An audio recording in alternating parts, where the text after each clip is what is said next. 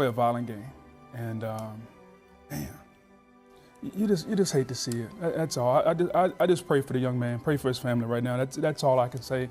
All I know how to do right now. Well, when a teammate is down, and then the game is expected to resume, how as a player do you gather yourself? I've never been in that situation. I don't even know if any of these players are thinking about that right now.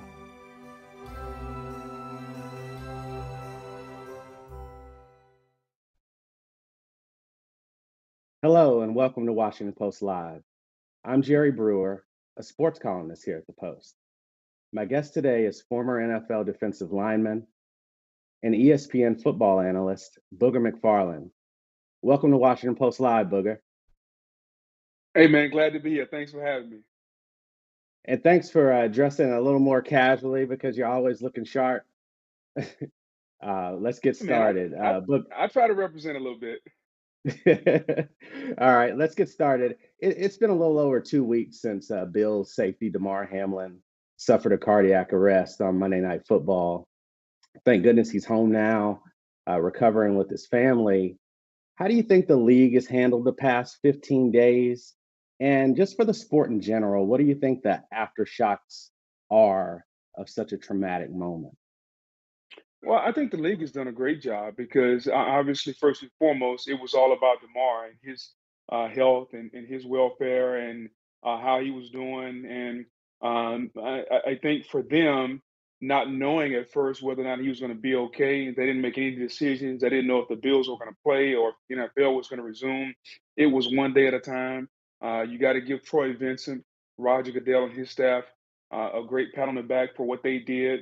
And I think as you move forward, once we found out that he was going to be okay and he started breathing on his own, and then he was moved from Cincinnati to Buffalo, and then he shows up at the Bills facility, like you're just ecstatic, man, because prayer changes things, man. I think that's the biggest thing that we all take out of it as a nation, because we all came together and we were praying for Damar. And so for him to be okay, if and when he decides to resume his football career, that's one thing.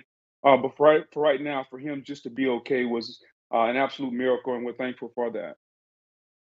As we saw in that video, Booger, in the intro video, you were significant in that moment. You know, there you and Susie and Adam are on TV trying to make sense of it live. How tough was that to go on? Man, it was very tough because, I had never been in a situation like that on live television where life and death was in the balance. I think if you go back and look at some of some of the instances that I've been in my career, I was prepared for the moment. However, I've never been in a moment like that. I go back to when Kobe Bryant died. We were actually getting ready to do the Pro Bowl, myself and Joe Tessitore. So we're live on the air when we got the news that Kobe Bryant had died in a helicopter crash. And then we found out his daughter was with him. And so that was a learning experience. That was something that was I'll never forget. And even before that, I'll put another one in your pocket. I was on TV hosting Mike and Mike with Mike Greenberg the morning we found out Aaron Hernandez had hung himself in jail. And so there have been a couple of instances in my life where traumatic things have happened. Someone had died, but never before had I been in a situation where literally before our eyes, life and death was in the balance. And I think for me, I just wanted to try to be honest about my feelings as an analyst, as a former player, and show some empathy toward Damar and his family because it's tough. I can only imagine how that family was feeling because it was affecting me in the studio. And his mom is in the stands and she's got to come out of the stands. And next thing you know, we're talking about life or death. When I found out they were doing CPR, for me, it really it changed things. Like as a football player, you're used to dealing with, and I hate to say this, but we're used to seeing the head and neck.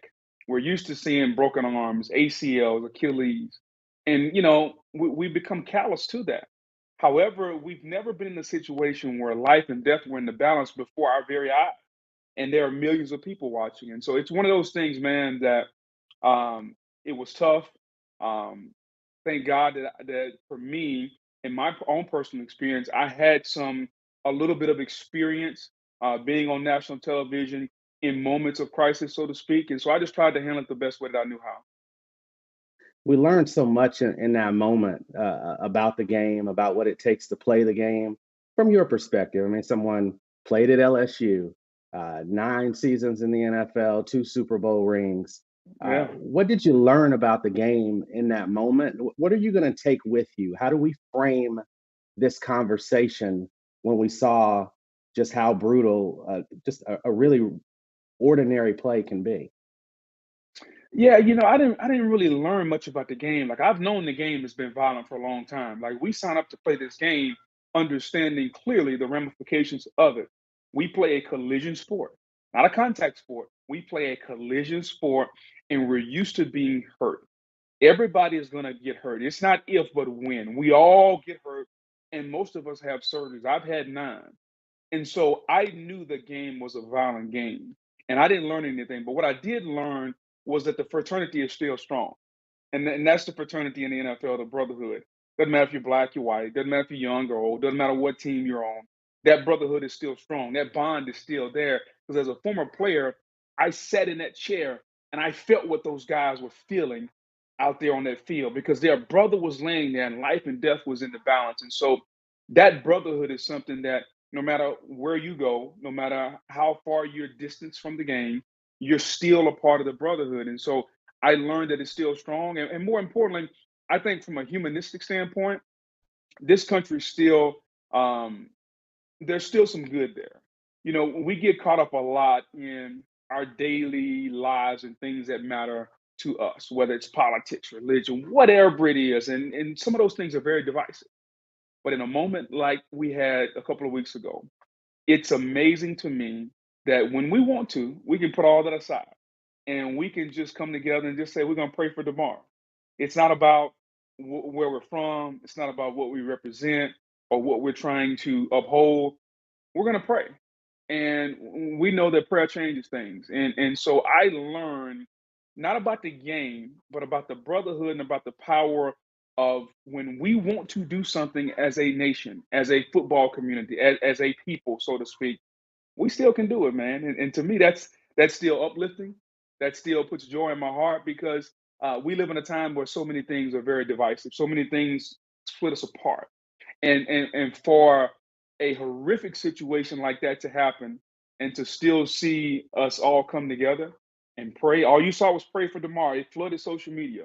It flooded Fox News. It flooded CNN. It flooded everywhere. We're going to pray for this young man. That to me, that warmed my heart, man. Look, I got a two-part question here for you. What was the toughest injury you had in your career? Not the toughest, I'll say the scariest injury that you suffered in your career. Was it the career-ending knee injury? And then, as the second part of that question is, what was the scariest injury you saw happen on the field to anyone? As far as the scariest injury for anyone, I think anytime you see the helmet um come off, they have to unscrew the helmet, they have to bring the backboard out, and they have to strap someone down to that backboard. I think that's scary because you never know if they're going to walk again. I don't think life and death is in the balance, but the paralysis, the ability to just to be a functioning human, that lies in the balance. And so that was always the scariest one for me. Um, from a personal standpoint, it was probably the knee injury because I'm running and jumping and going through our normal daily activity, and all of a sudden you just hear this big loud pop, and I'm on the ground, and I look down, and my kneecap wasn't there, and so yeah, I knew something was wrong. But it's amazing how the NFL is, man. Like my coach came over and looked, and man, I feel bad, but hey, let's move the drill up. Let's take the drill over. We're gonna kind of, make sure he's okay, and then we're in 5, 10 minutes later, we're gonna move the drill. But that's the game. Like that's the game we deal with. And for me, my career hung in the balance. Now I was able to come back and rehab, and I got an opportunity to go visit some teams and had an offer to play for a team and just turned it down, and that sufficed that appetite or that hunger for me. But yeah, that knee injury for me was probably the most difficult and scariest thing I had to deal with. When you suffered that injury, you weren't yet 30, and you had a lot Right? of success in the league. I mean, you're a Yeah. good player. Uh, how hard was the decision to decide, like, okay, it's over? And how close did you come to taking that opportunity and giving it one more chance? Yeah, it's tough, man, because football for me was something I started at 13 years old. And it was about how can I, it's kind of funny, how can I at 13 figure out a way to stay out past when the street light came on? I lived in a small town in Louisiana. My mother was strict, man. She said, hey, when the street light comes on, we got to be home. So as a kid, I'm still trying to figure out a way where I can kind of work around that. And I looked across the field one day and I saw a bunch of lights on over there. And I was like, man, what are those kids doing? And it was junior high football. And I'm like, okay, so it's dark and they're still practicing. Yeah, I want to do that. I didn't even know much about football. And so I went out for the football team, man, made the team. And that's how I started playing the game. And the game has provided for me everything that I know. My work ethic, my ability to take care of my mom, my ability to get an education. Like the game of football has provided a ton for me, man. I love the game. I fell in love with the game a long time ago. And so understanding how long I've played the game, yeah, I still had some time left. And it was difficult to walk away. However, the game has put me in a position to do what I do now. And so even though I can't physically play the game anymore, it still allows me with my current job to keep in contact with the game. And just like last night, we were on the field in Tampa, and it's the most hyped game of Super Wild Card Weekend. It's Cowboys at Buccaneers, and we got our show set up outside the stadium. Then we go inside the stadium, and the atmosphere was palpable. Like you could cut it with a knife, man. And to me, that's the closest I'll ever come to playing again. And that's okay because I still felt just a little bit of what that game feels like. And yeah, it was tough to walk away, man, because of what football provided for me and what it did for me and how it set me up now. But at some point, Father Time is undefeated, man. Mine just came a little bit sooner than others. Do you believe Damar Hamlin will ever play football again? Yes, I do. I've talked to a few doctors that I trust, a few trainers that I trust, and they all say the same thing. As long as his heart and his lungs check out fine, physically he will be okay. They may put something to protect the chest from a direct impact, but other than that, he'll be okay. The biggest hurdle everyone has said is going to be mentally because it was a routine play. Like this wasn't like one of those hits that used to go on our show, jacked up. This was a routine tackle, and because it was routine, that mentally messes with you because I'm sure he's made harder hits. I'm sure he's been hit harder. And so in the back of his mind, I guarantee you he's going to wonder, what if? How did it happen? Will it happen again? And so if he can get over the mental hurdle of what happened and how it may impact him moving forward, I think physically and medically, from what I've been told, he's going to be able to play again from what I've been told. Now, if that's not true, then obviously if the medical people say you can't play, you can't play. But if the medical people say, hey, you're okay to play, then I think it's going to be up to him and how mentally tough he is. Should he play? And if it were you, would you come back? Should he play? I think that's totally up to him. If it were me, depending on at what point I am in my career. If I'm a 22-year-old kid and I'm still young and I'm still vibrant and I hadn't made any money, man, that's a tough decision. But I think you can get hit in a variety of ways. Um, you can do things to your body in a variety of ways. And so I would probably lean toward playing. And I know that probably sounds crazy to some people, but I signed up to play football anyway. I signed up to break bones. I signed up to tear ligaments. I signed up to get surgeries. I know the risk, and I continually do it again. Um, it would be something I probably have to talk to my mom about because at 22 I wasn't married. 22 I didn't have people directly in my direct family. I had a brother, sister, mother, and so I would probably have conversations with them, man. But knowing what I know about what this game has done for me, man, it'd be tough for me to turn my back on the game if the medical people say, "Hey, this is a once in a million situation. The likelihood of it happening again is 0.000 whatever percent." If they give me that, then yeah, I'm pretty sure I'm gonna play again. It's an interesting insight, Booger, into the mindset of a football player. And then also, I think one thing that warrants discussion that I don't think people always factor in. But with Damar, you're talking about a sixth round pick, 24 years old, first NFL contract. He's not a mega millionaire. Yeah. Um, and here he is, a six round pick who, because of injuries, has risen to be a starter and has put on tape that he can hold down the position on a great defense. So I could understand where there is this desire to say, hey, I want to at least finish out 5 more years, get an actual sizable contract. I think we forget that the rank and file in the league is way more Damar Hamlin than it is your typical, say linebacker who's making $5-6 million per season. Yeah, I definitely agree, man. Because most of the people in the NFL, I would venture to say, if I had to go by percentage, probably 70% of the league are the rank and file. Like only 20, 25, 30% of the league are making what I would call upper echelon money. So top 3 to 5% money. Not a lot of guys are making that. And so there are a lot of guys that continue to bounce around and do different things because yeah, you may be a lower tier player in the National Football League, but you're making $700,000 a year. Well, how many jobs in America that are making 700 grand a year? Not many. Not a lot of them. So even when you can make that 700 grand, you go and make it. And it sounds kind of maybe it sounds bad when you say only 700 grand, but when you look at it in perspective and compare it to the rest of America, 700 grand puts you in the upper tier in our country as far as income is concerned. That's one more question about player safety. What more do you think the league could do to make the game safer? You know, man, it's one of those things that they're constantly trying. It's hard to say. It's kind of like saying you're going to make a car crash proof. Like that's kind of hard. Like you can make it safer. We can deploy the airbags faster. We can make the tires. We can do the impact. But at a certain point, you got to drive. At a certain point, you got to go a certain speed, and that speed creates power. And then when that power stops abruptly, it creates impact. And so I think the game can be made safer, and I think they're doing that every single day. However, there are inherent risks when we sign up to play.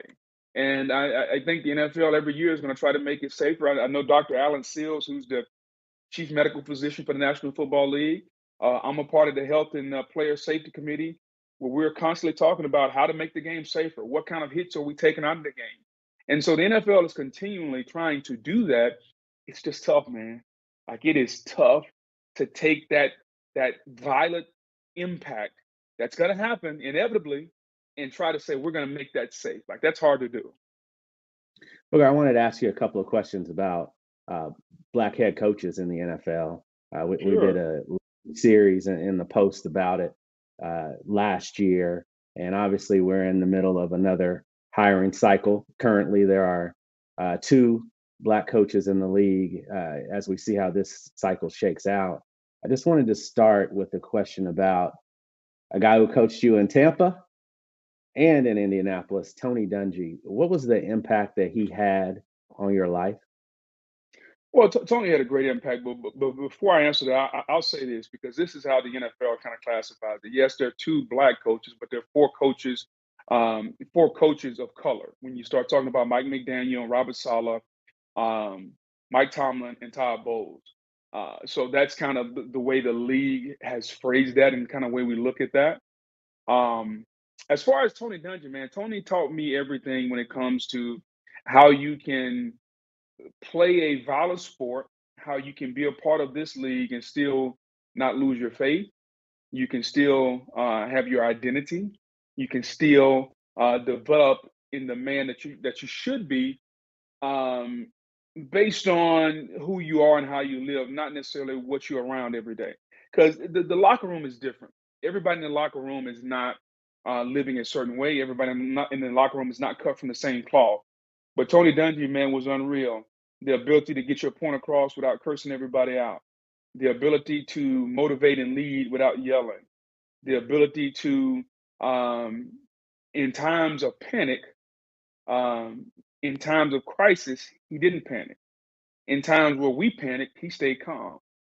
In dire situations, I remember when Tony lost his son, man, he didn't change.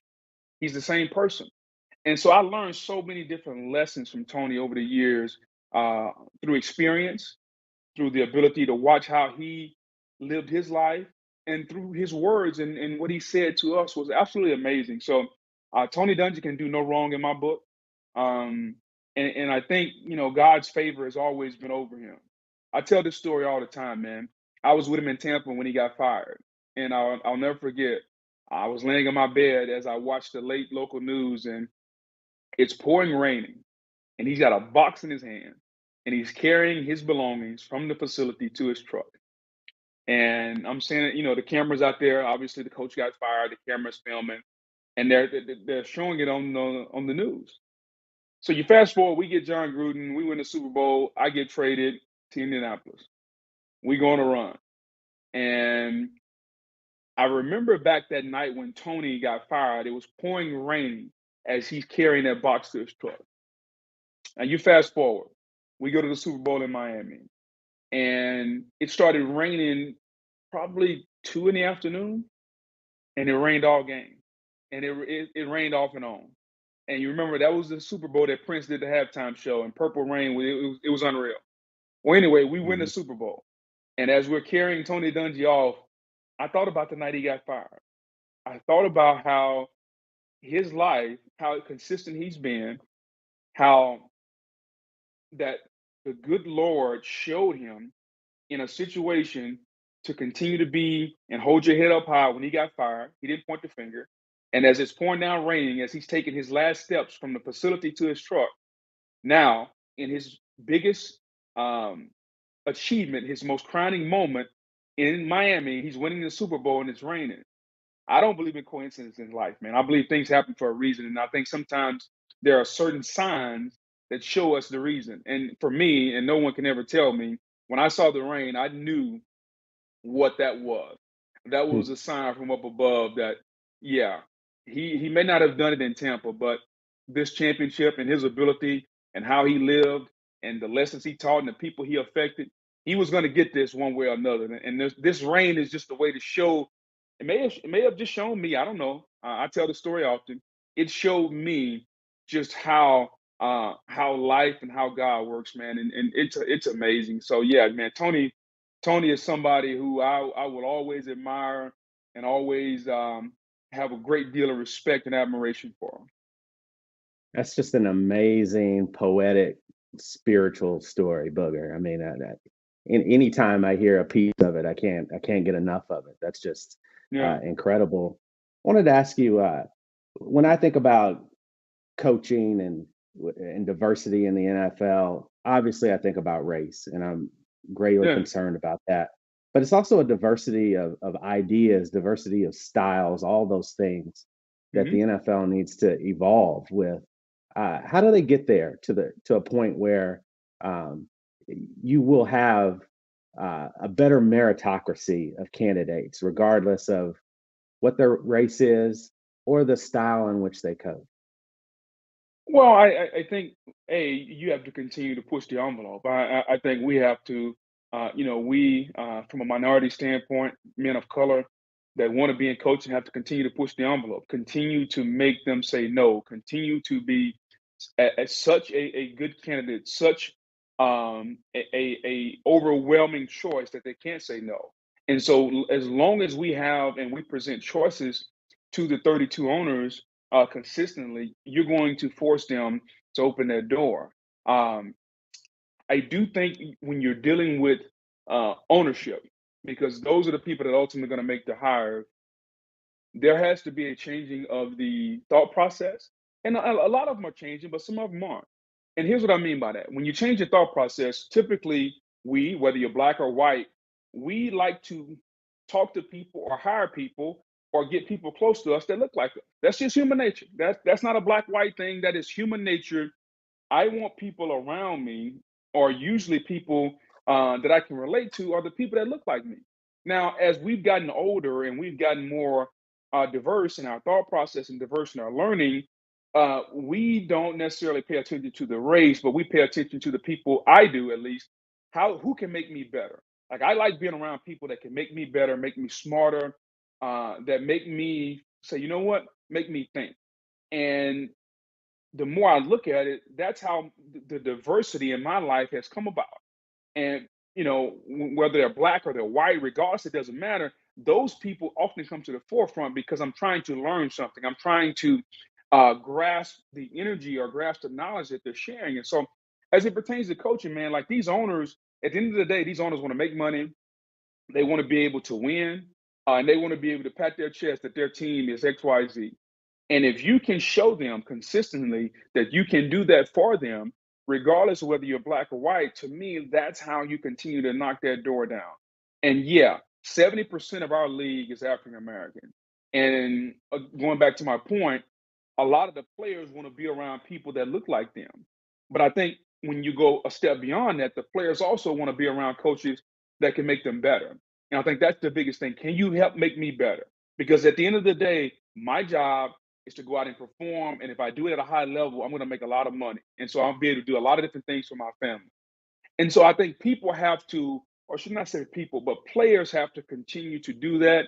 But as far as the coaches that want to be head coaches in the league, number one, continue to push the envelope and show the owners that you're qualified, you're overqualified, and you're ready to do the job. Do the job. Two, have a plan and make sure that you're ready to work your plan and show your plan. And three, I think over time, as the ownership starts to change a little bit, uh, the ones who have never hired a minority coach, hopefully they will be open to it. But like there are organizations like Indy and Tampa, those are some of the more diverse organizations in football. Pittsburgh, Mike Tomlin has been there forever. So there are a lot of organizations that don't care what color you are. They just want the best man.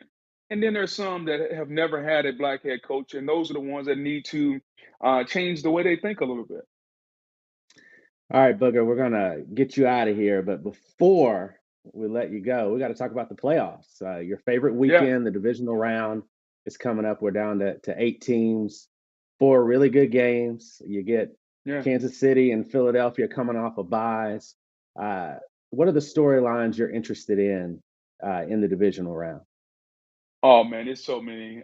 Dak Prescott, he got it done last night in Tampa, but can he go on the road against a rookie quarterback in Brock Purdy? What about Joe Burrow? Cincinnati Bengals are going to Buffalo. The game that we didn't get to see because of the Damar Hamlin injury, we now get to see during divisional weekend. What about the Giants? Daniel Jones was left for dead. In comes this coach named Brian Daboll, and all of a sudden, Daniel Jones is Danny Dimes again. Can he get it done against Jalen Hurts? Oh, by the way, was in the same position last year, and now he was having an MVP season this year before he got hurt. So many storylines, man. Patrick Mahomes, he's probably going to be the MVP, and he's got Jacksonville, one of the more well-coached teams, coming to his house. How does that game shake out?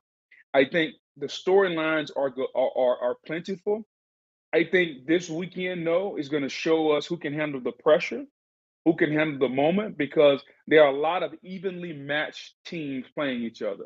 And I think if I were you, Saturday and Sunday, get all your work done in the morning, sit back, fire the barbecue pit up, because this is truly the best weekend of football all year long. That sounds wonderful. Unfortunately, we're out of time, so we'll have to leave it there. Booger McFarland, thank you for joining Washington Post Live. Hey, man, thanks for having me. I really, really appreciate it. And hopefully, everyone that's listening and also yourself got a little insight into who I am and kind of what I'm all about. We definitely did. It could have gone 30 minutes longer. And thanks to all of you for joining us. To check out what interviews we have coming up, please visit WashingtonPostLive.com for more information. I'm Jerry Brewer, and thank you for joining us.